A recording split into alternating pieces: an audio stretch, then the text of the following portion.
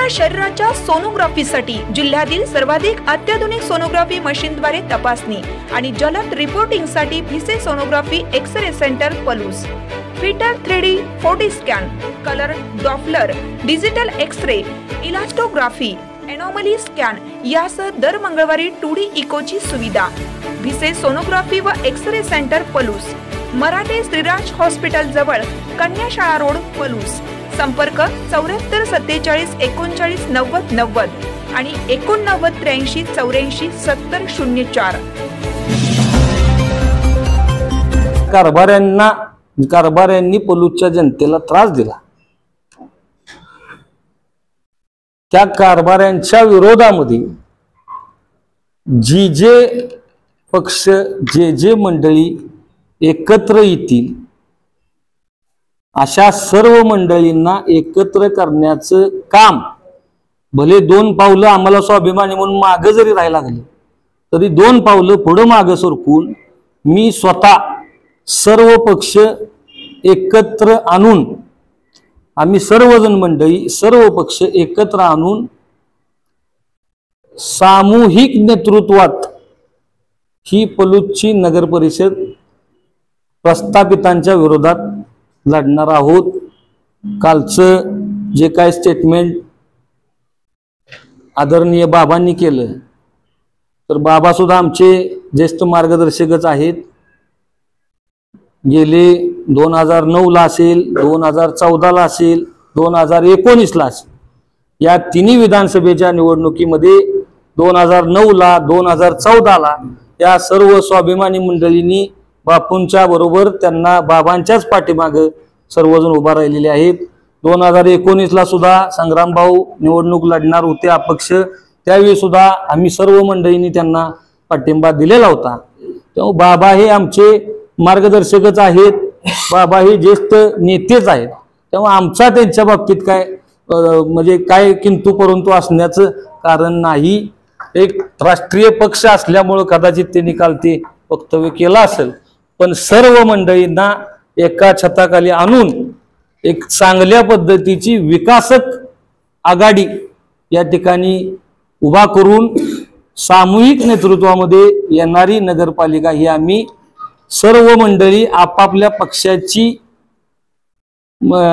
काय ते जोडे कुठं तर गावाच्या बाहेर ठेवून गावाच्या विकासासाठी एकत्र येतील. कोणही प्रस्थापितांना मदत होईल अशा पद्धतीचं वागणार नाही, एवढी मला या ठिकाणी खात्री आहे. आणि आम्ही एकत्रितपणे येणाऱ्या नगरपालिकेला सामोरे जाणार आहोत, एवढंच या ठिकाणी मी सांगतो.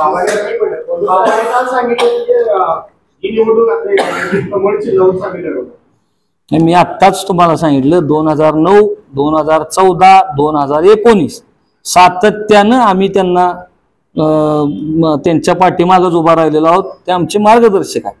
पण प्रस्थापितांना कुठल्याही पद्धतीची मदत होणार नाही. नक्कीच बाबा सुद्धा या गोष्टीची काळजी घेतील याची मला खात्री आहे. आणि एकत्रितपणे सर्वजण या एका छताखाली आपापल्या पक्षाचे जोडे बाहेर ठेवून एकत्र येतील, एवढीच मला या ठिकाणी खात्री.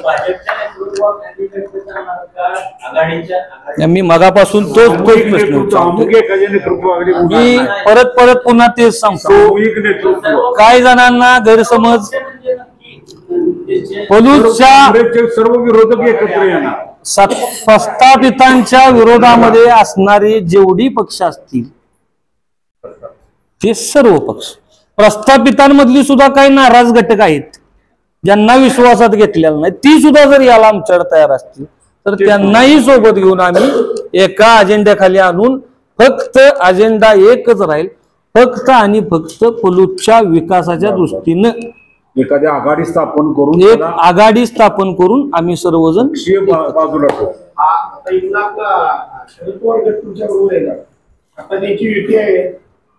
मी परत आणि त्याच मुद्द्यावर फिरून येतो की जरी युती असली, जरी आघाडी असली तरी सुद्धा आज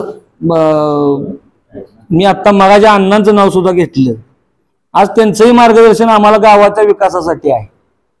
आज बाबांचंही मार्गदर्शन आम्हाला गावाच्या विकासासाठी आहे.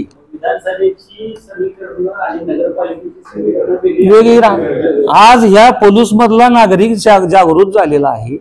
आज आम्हाला कुठलाही पक्षापेक्षा गाव महत्वाचा आणि त्यामुळे पक्षाचे जोडे बाजूला ठेवून आम्ही सर्वजण आमचा झालेला विचार जो आहे, झालेली चर्चा जो आहे की प्रस्थापितांमुळे गावाचं झालेलं नुकसान आणि म्हणून जे जे काही पक्ष प्रस्थापितांच्या विरोधातले असतील, ज्यांना ज्यांना गावाबद्दल काहीतरी करायची उमेद आहे, गावाचा विकास करायची उमेद आहे, अशी सर्व मंडळी कुठल्याही परिस्थितीत प्रस्थापितांना मदत होणार नाही याची काळजी घेतील. प्रत्येक जण 2 पावलं पुढे मागे सरकेल आणि म्हणून मी म्हणलं कुणा एकाच्या नेतृत्वाखाली नाही, सामूहिक नेतृत्वामध्ये ह्या गावाचं एक विकासात्मक धोरण लोकांपुढे आणून येणाऱ्या निवडणुकीला कुठल्याही पक्षाचा झेंडा समोर न घेता फक्त आपलं पलूस आणि आपलं गाव एवढ्यावरतीच आम्ही सर्वजण मंडळी एकत्र यायचं ठरलेलं आहे. आणि ह्याला या सर्व ज्येष्ठ मंडळींचा, ज्येष्ठ नेत्यांचा नक्की पाठिंबा मिळेल एवढंच या ठिकाणी मी तुम्हाला सांगतो.